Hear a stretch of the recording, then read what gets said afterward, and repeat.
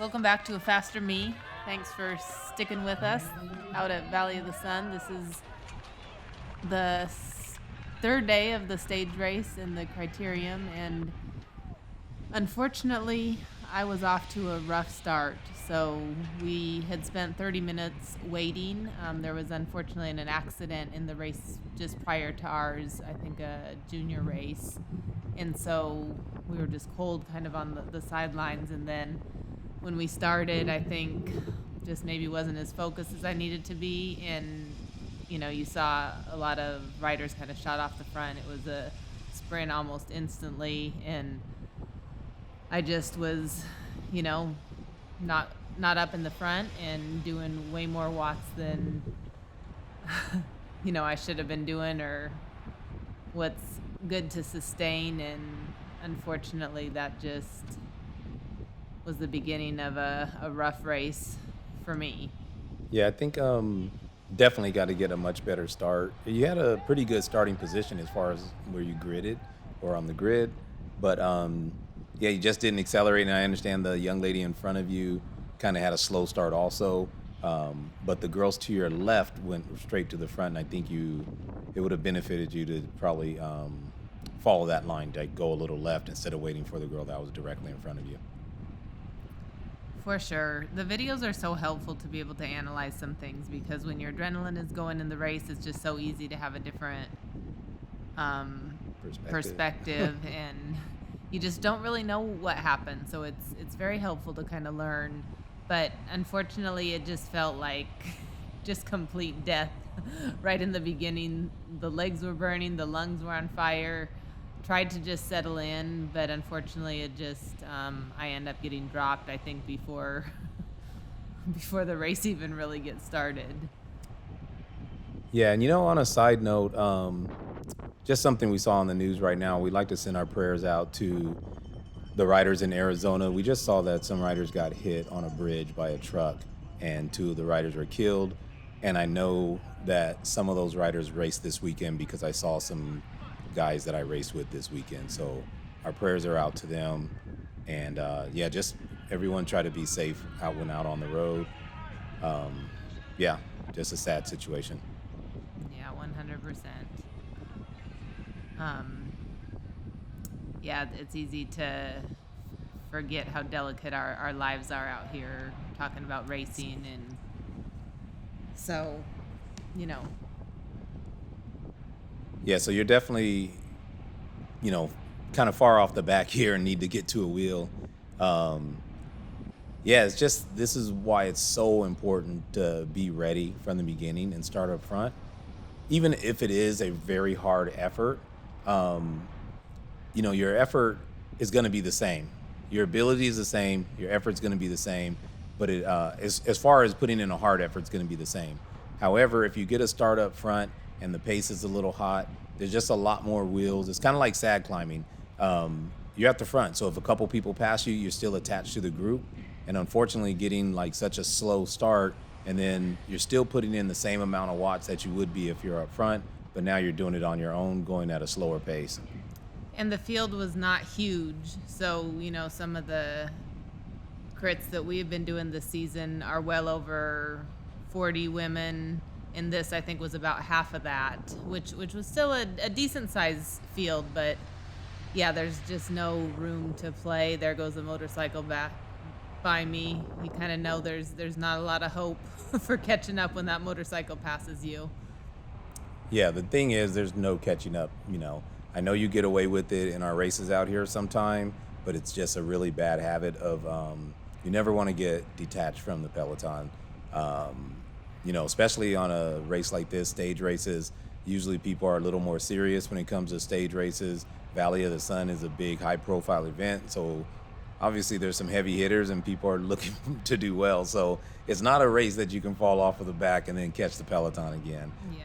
I think you guys, well, I don't know what you averaged, but I think Marlena averaged close to 24 miles per hour, like 23 something. And if you can see by yourself, even though you're putting in some really good watts here, you're only going 21 miles per hour. So yeah, there's no way to catch the group.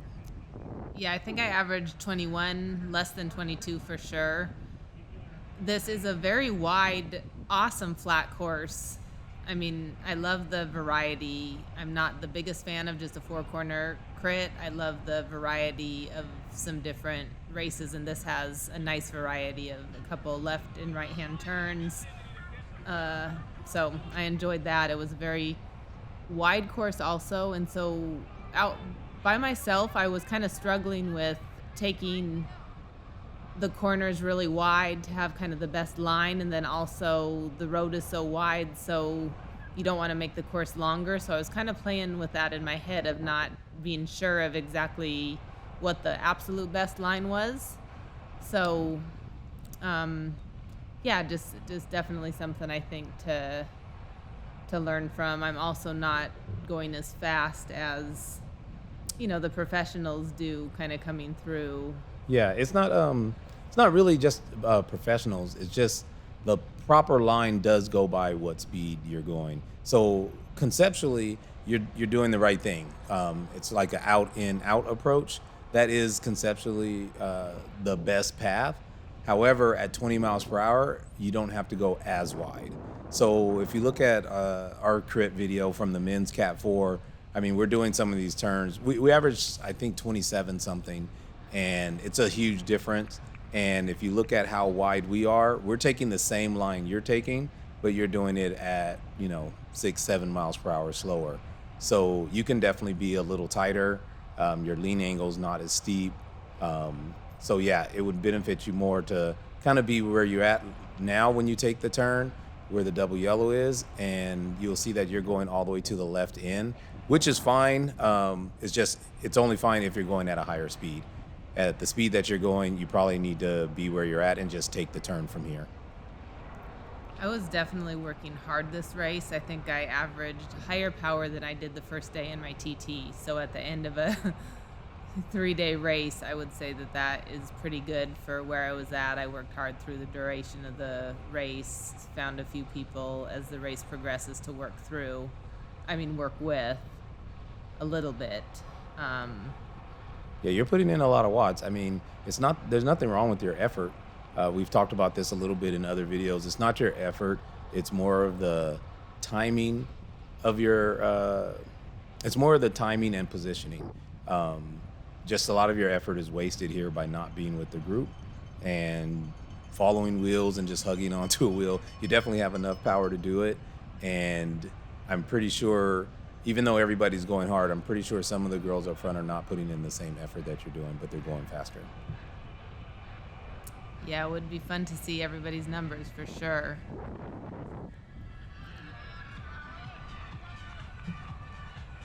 Yeah, I can see a rider in front of you up to the left that you're kind of reeling in a little bit here. I can't remember for sure if you catch her. I think you do. I think it's rider in red and white. Yeah, I think that's Linda Cruz. I think she is a Masters rider. Yes, I remember actually, because I was on the sideline giving you guys times and gaps and stuff like that. And I remember shouting to her that if she slowed down just a tad, you guys would be able to work together. And I think the next lap when you came around, you guys were together.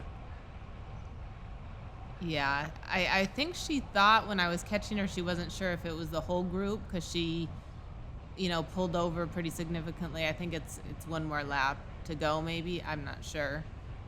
Yeah. But I mean, it's pretty early in the in the race to think that you're getting lapped already. And so I don't know. I honestly, I think she just waited to work with you, if I'm not mistaken. Maybe she wasn't waiting, but once she realized you were going to catch her, she probably just sat up a little bit. yeah, I did say I'm off the back also because it's easy to just get confused out there sometimes. But yeah, we worked together a little bit, as you'll see shortly, but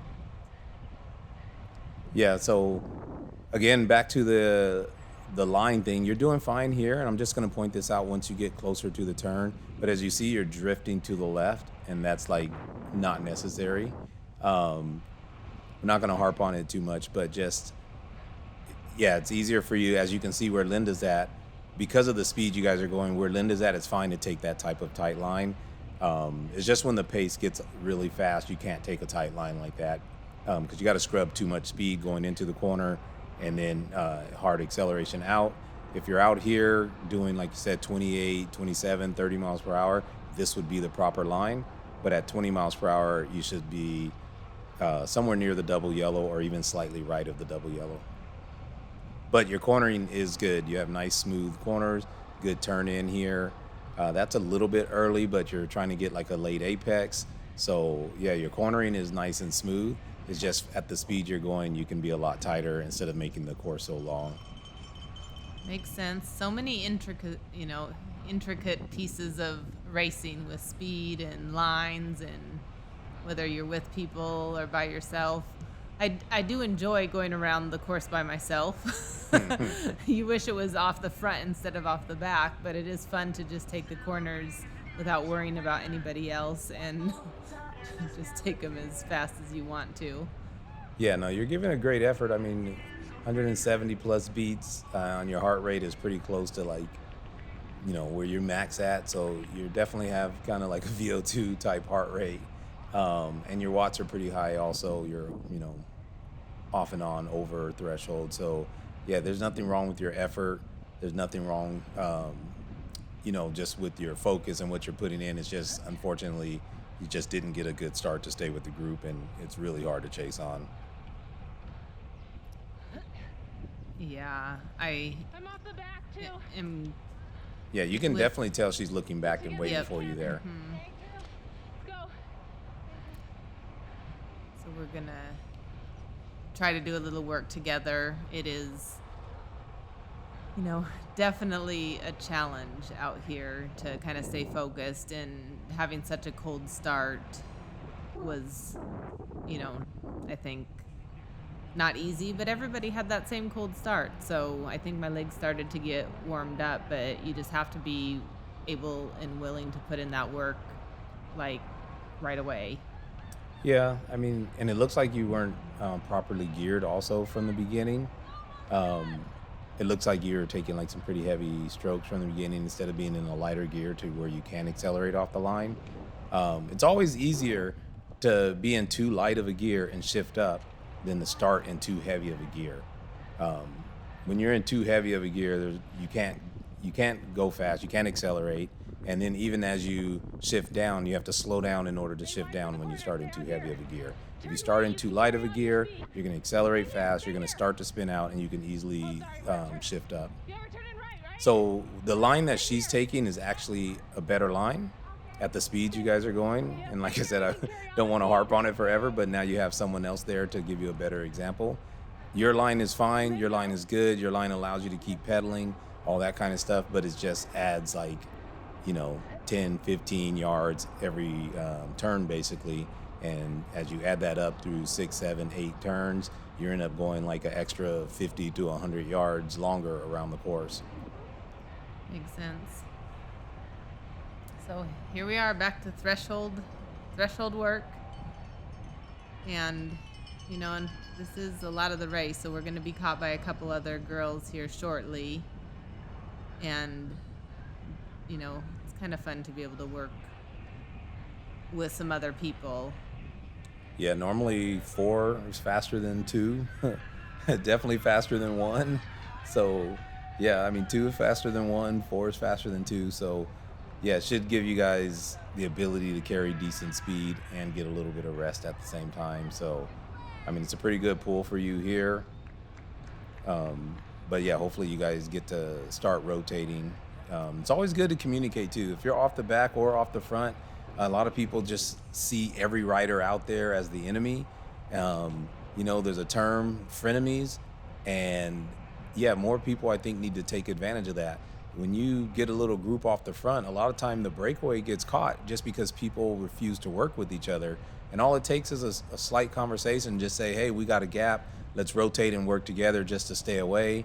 You can always stab someone in the back at the end and do your little sneak attack or whatever you need to do, but you need to stay friends at some part of the race to get your gap and break away, and then you can become enemies on the last lap.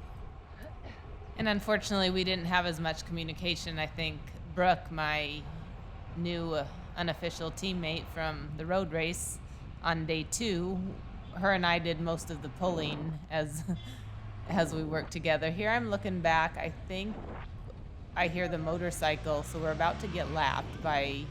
There goes a motorcycle, and here is two women coming by that are both in the leaders' jerseys in their category. So, I believe the masters category and our category for leaders are in a little breakaway of two.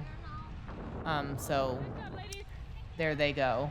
Yeah, this is how two becomes four because you guys slowed down to 16 miles per hour. And honestly, you don't have to slow down like that. All you have to do is keep your speed, hold your line, and let them pass you. If you want to move over, but you can keep your speed. I think this is how you guys became a group of four because at first you had a pretty decent sized gap on the other two. It's not a big deal, but I'm just saying you don't have to completely stop, when you're going to get lapped or whatever. Another thing I was kind of wondering, because the only other stage race that I have done was the Laverne stage race previously. All right. Here is, I think, Brooke and the other girl. So here we are, like you said, group of four, trying to work together. But I was pulled like almost immediately when I was off the back, just because they thought that I may get lapped. So I was kind of wondering why I did not get pulled in this race when we were lapped. Yeah, but I think they said from the beginning they were going to try to keep you all in if you can. And a lot of times when you have a smaller peloton, it's not a big deal if you get lapped or not because there's not as big of a chance of confusion of scoring someone with the lead group when they've been lapped. So when you have 20 racers and it was kind of stretched out from the beginning, it's very easy for the timing and scoring officials to know who's lapped and who's not. So there's no need to pull anyone there unless you're going to be getting lapped right at the, if you're going to interfere with like a sprint finish or something, then sometimes they'll pull you. But when it's stretched out, there's no need. And here is Marlena lapping me. So I've actually never been as excited to be lapped by somebody as, being able to cheer for your teammate in a second two-person breakaway. It's never fun to be off the bat getting lapped, but to be able to cheer for your teammate is, I guess, the best you can do. So, Yeah, Marlena had a great race this race also. She just got caught kind of in the back a little bit when the first breakaway went, and she stayed patient for a couple laps to see if it was going to get brought back or not, and then once it was for sure not going to get brought back, then she attacked on her own and almost got to a point where she can bridge it, but then she didn't think she could make it, so she sat in with this other rider and they worked together.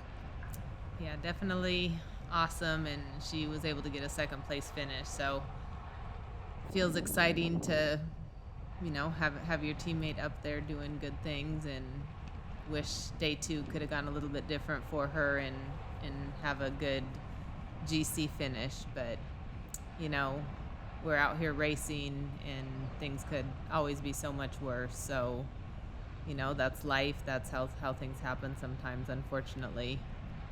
Yeah, that's the thing about, things that are out of your control. I know a lot of people, unfortunately, we just we're really negative just as people and as competitors, just kind of as a society as a whole. Like, honestly, we don't deserve anything.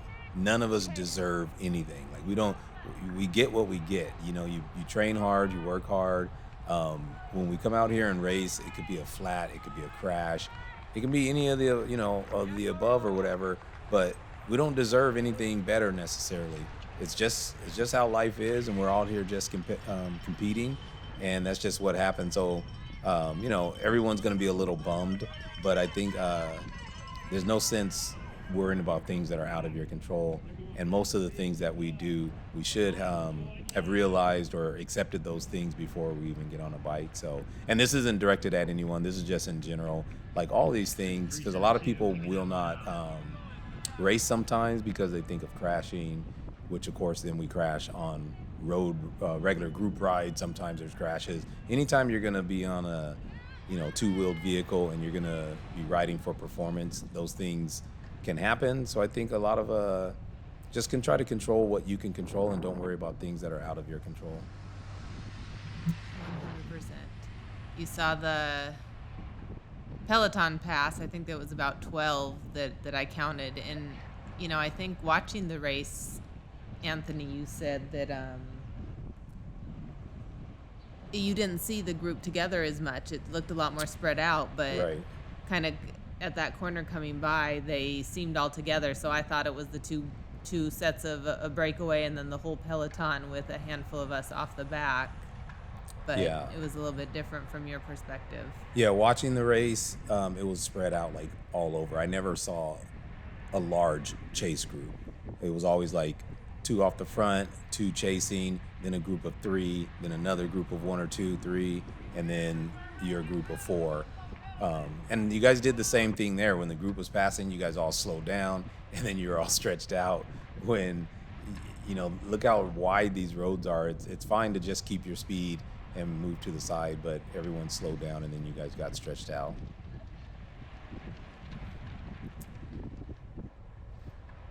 So yeah, I think here's where you guys could have just communicated a little better and just, did some pulls. Like you see the girl up front is looking back, maybe just because you guys aren't organized. So even though you're trying to work together, just call it out and say, hey, let's do 10-second pulls, 30-second pulls, whatever you guys agree with or agree on, and just kind of spread the workload a little bit. And if somebody doesn't want to work, that's fine. It's up to you guys to decide how you want to deal with that. But yeah, just a little communication sometimes is best, especially when you're already off the back. It makes it a lot more fun. You get to practice for some future races, just get the experience in of, running a pace line, how it works, how it doesn't work, get some get practice with your universal signals, elbow flicks, just different things. So it's just good to communicate. Everybody wants a high finish, but you're still going to race it out on that last lap. So yeah, just a little communication I think would help. For sure. And here I think we have 3 different categories. So we have category 5, category 4, and masters. So we're technically not, we're racing against each other because you do work, maybe against a little group, but we're in different categories. So, for the most part. So we're really not really racing against each other. Right. Yeah. So, and that's even better, honestly. If you look and you see that nobody has the same series of numbers that you have, then there's really no competition. So there's really no need, to not work together, and just, practice in your mind, even if it's, hey, I'm going to work together and then I'm going to beat the 4 ladies in my group or the 3 ladies in my group. That's just good practice, and there's nothing wrong with it. No one's obligated to work together or anything like that. That's not, I'm not trying to insinuate that. I'm just saying it's sometimes good practice. Yeah, and unfortunately, I think I had a little bit different of a mindset at this point. I just had more of I'm already out of contention in my thing, so let me just do as hard of an effort as I can do and, really try to do the best that I can and really put in the hard work, because my fitness isn't the greatest. So my mindset was just a little bit different after, being dropped so quickly. I would say do a better job of drafting. I don't know why. I know why you did it, because the girls were so tight to the curb on that last going into the chicane. You stayed out to the right. But if you stay out to the right like that, there's no draft benefit, and you're doing over 200 watts when you could have been in the draft doing a lot less. So yeah, it's okay if when the group takes a poor line, sometimes you have to follow the group. It just depends on what you value more. That effort, like now, putting in 270 watts riding outside of the draft, or you can be behind them. And the thing is, you can move over for the turn at the last second. You don't have to be here preparing for the turn now. You could have just moved over last second like the young lady in black and red did. I was definitely playing some games in my head, not knowing what the best thing to do was, at that moment with lines, corners. So there you can see the line you took carried much more speed than the 2 girls in front of you, and you're back on them already. But again, when it comes to giving hard efforts, I think sometimes the draft is more important than taking the best line. If you were trying to do a breakaway and you wanted to put in that hard effort solo, then you might want to take better lines. But since you're working with them, I think it's more important to save energy when you're not on the front than to take a better line. Agreed. And especially like when you race and it gets strung out, people take whoever's on the front, they dictate the line, obviously. And sometimes the lines are horrible in my races as well. Sometimes the lines are really bad when it's strung out, but the speed is so high that it's more of a benefit to stay behind the person and then just make your adjustment right before the turn. So it looks like you maybe have a lap or two to go now. Yeah, I think so. Yeah, maybe one or two. So what were you thinking here when you go to the front? Were you just trying to spell Brooke, or is this like a little attack? What is it? If this is the last lap, I can't remember if this is the last lap, but I think I was trying to do a little bit of a harder effort and just take my own lines and Yeah, I'm pretty sure this is the last lap. yeah. So I think that was kind of my thought, and just seeing, because I know we're all tired, so I definitely thought that I would not have probably the best the best chance, because someone could easily be in my draft, but I just thought Brooke had been pulling for a lap or two. I mean, like I said, we didn't take as consistent of turns. Brooke and I did, I think, most of the work in our foursome. So Yeah. there's a little bit of both, I think. Yeah, because the fourth girl, actually, I never saw her. She hasn't been on camera. So it's just you and Brooke at this last lap are the only two that have taken a pull, honestly. So, yeah, I think here, it's not a bad move. I think it maybe went a little early just because it's a long lap with a lot of turns. It's over 2-minute laps, almost 2.5-minute laps. So that's a long time to put in, a VO2 effort at the end of the race. But yeah, I think it's worth a try to, try to get a little gap or something, or just make the pace really hard. And to a degree, it worked out. You come in second in your foursome, so. And like I said, different categories. So the Masters rider was the one who came in front of me. And I just want to give a, shout out to the finishers of the race. Zoe was the GC. She won all 3 of the races. And Caitlin and Autumn were the next 2. So great job to the whole field, and thanks for tuning in. Here's the Masters rider coming by, and gonna do what I can to. You definitely don't have a sprint right now. Nope, my because of legs are that hard done. effort. So, but it was fun. Great race. Definitely will be back. Thanks for tuning in and staying with us all 6 of these races with both of us. Yeah, and it was a great effort. You put in a lot of watts on that last lap. So.